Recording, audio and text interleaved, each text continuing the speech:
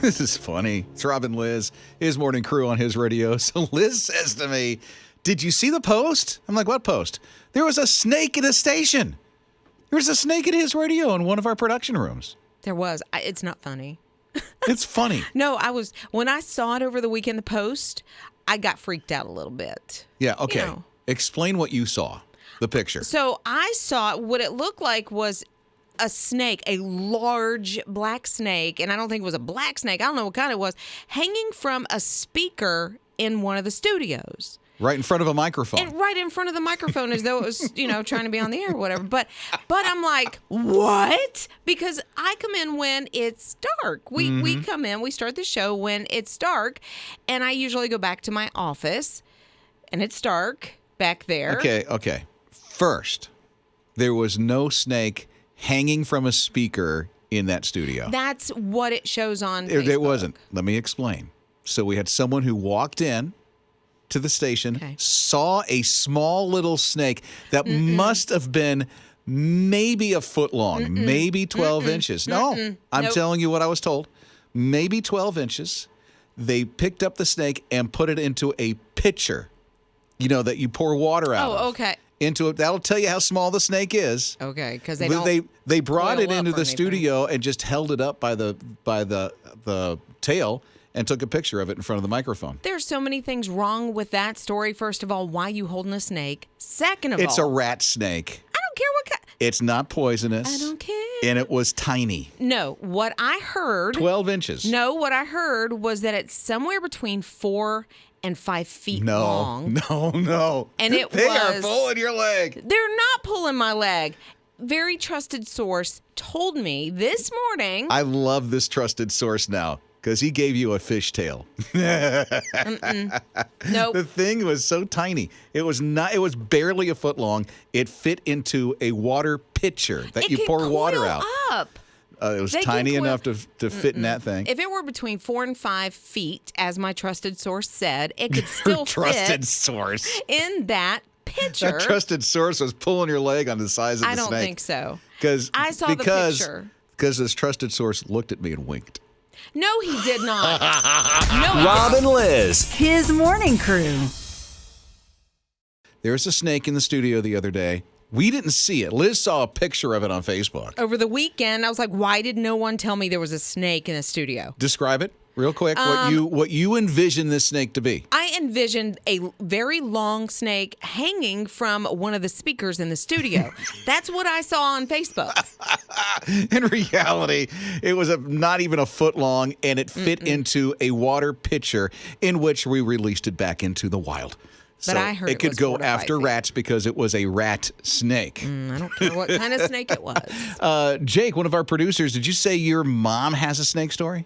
Yes, it is quite the humorous tale. It is pretty funny. What's her name? Ashley. Okay, let's get Ashley on the line. Okay. Still got to know this. You should. I love this text. This is from Tess. Tess goes from Liz's description. She makes the snake sound like a 40-foot boa constrictor that's about to eat someone. I'm thinking yes. She's like, seriously? You put that thing in a pitcher? Did you burn the pitcher, the water pitcher afterwards? I had plans. No. I cleaned it and drank. Julie texted and said, there is nothing tiny about a foot-long snake, even if that's true. Snakes equal no bueno. No bueno, huh? Okay. Here's Jake's mom, Ashley. Okay, so what happened, Ashley? Tell us the story. I affectionately named him Rufus, but I heard a noise in the kitchen 2 summers ago, and I walked in there, and there's a black snake crawling across the windowsill. Now, in my mind, I like to tell the story that he's about 5 feet long, but he probably was only about 2. So I called for reinforcement because I was home alone, and I don't know why, but I called my mom, and she said, do you have a box? Get him to crawl into the box and then take him outside, which I thought was a brilliant idea.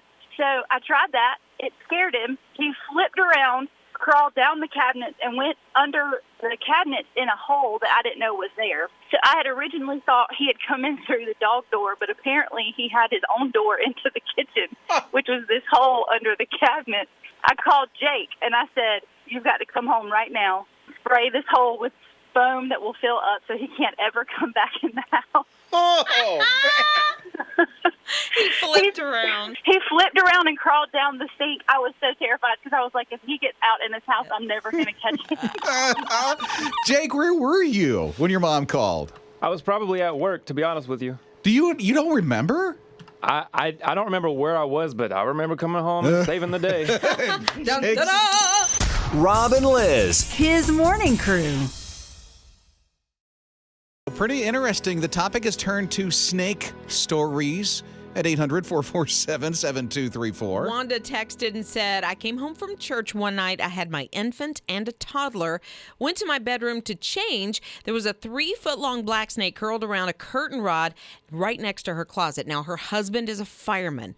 She said, I called him to come home, help her catch the snake. Either he could come home or they could move. He had a choice. And? I think they still live there. I think he came home. Okay. He made the right choice. He made the right choice. There you go. Kelly is with us at 800-447-7234. What happened, Kelly? We were at a softball game. My daughter played softball, and there was 2 teams out on the field, men standing around watching the game. On third base was probably a 12-inch, 13-inch green snake. The seas parted from the softball team. All the girls ran in different directions.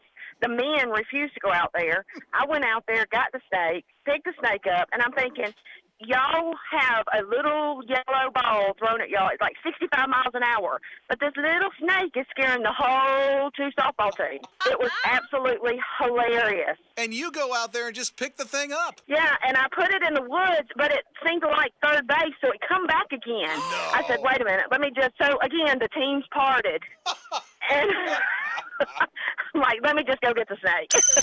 Rob and Liz. His morning crew. Beth texted and said they play a card game called Spoons. Oh, we do that. I don't know what that is. We love spoons. Why is it Absolutely called spoons? love spoons because you actually have spoons that are on the table. That's what I was going to ask, Yeah. if you have spoons. Yeah, and so you have an odd number. Say there's an even number of people. You have less spoons that are who's on the table with you. And then if you all get like the same card or something like that, then you've got to go and grab the spoon.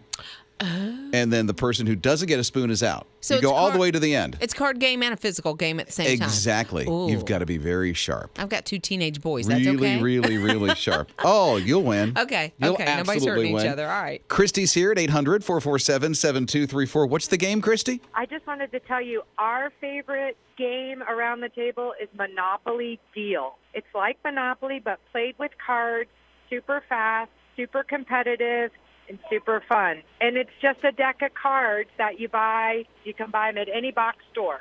$5, lots of fun. You get 3 sets of properties, and you win the game. How many people play this game with you at a time? We have 4 that play around our table. So you could play 5. The more people you play, the longer it takes. So I think 4 is a good number. So I need to cut people 4 is out a of my good number. family then. Try 5. See if it takes too long, then cut it back to 4. Maybe team up. That's a good idea. God bless you all. Thanks for what you're doing, making my drive enjoyable. Oh, thanks, Christy. That means sweet. so much. You're so sweet. That is so sweet. And I love your game. I want to try it because I think I want to. I Christy, like you, I don't have all this time to play Monopoly, the normal game. Give me 5 minutes and I'm done. Rob and Liz. His morning crew. This fisherman never, ever thought he would catch something like this. His morning crew with Rob and Liz, his radio. Well, he was out in the Outer Banks, and as he was going down the canal with his fishing buddies, in the Outer Banks where the horses are, you know where the wild horses are? If you've ever been to the Outer Banks, chances are you've seen the wild horses, and it's quite the area, too, because it's all sand, and there's like this whole subdivision in sand. Doesn't the Bible say you don't build your house on sinking sand? Oh, no. I'm just saying. But these wild horses through generations have been out there through storms and everything. They survive a lot. Anyway, there's this one foal that was in the canal. And here are the 2 parents of the horse that are like at the edge of the canal trying to coax, in horse language, I guess, the foal to come back to shore, but couldn't. No. So the fishermen are going down. They noticed what was going on. They called, the department and say, hey, there's something going on here with one of the horses. Right. So they call the guy who manages the horses on that part of the Outer Banks. And then the fishermen jumped into the water I think the guy's name is Owen. He's from Asheville. So he's on a vacation, it looked like, with his fishing buddies. And they all were able to coax that horse all the way to the shore to be with his parents. Because I don't see how the mom and dad horse would be able to get the foal. I mean, have to grab him by the nape of the neck, possibly, but I don't know if that's something that horses can do. I think the bank there was just a little bit too tough to get into nicely, but they're able to help the foal. And so that's some fishing story they have. I bet they do. Rob and Liz. His morning crew. 3-day work weeks, and we'll pay you for 37 hours. Isn't that cool? Yeah. So they're not even working enough to really be considered full-time employees where they would get their benefits, their insurance, their 401k. Right.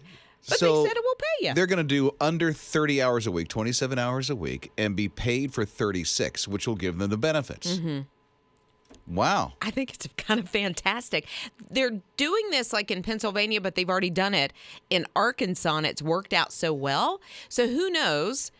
Start with 2, add another. Maybe it goes across the country. They say that the flexible hours, the shorter hours, makes for a better work life and home life.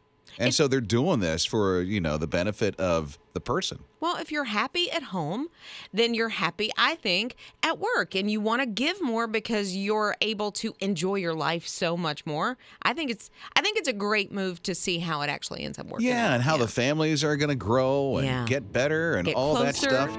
More time for church.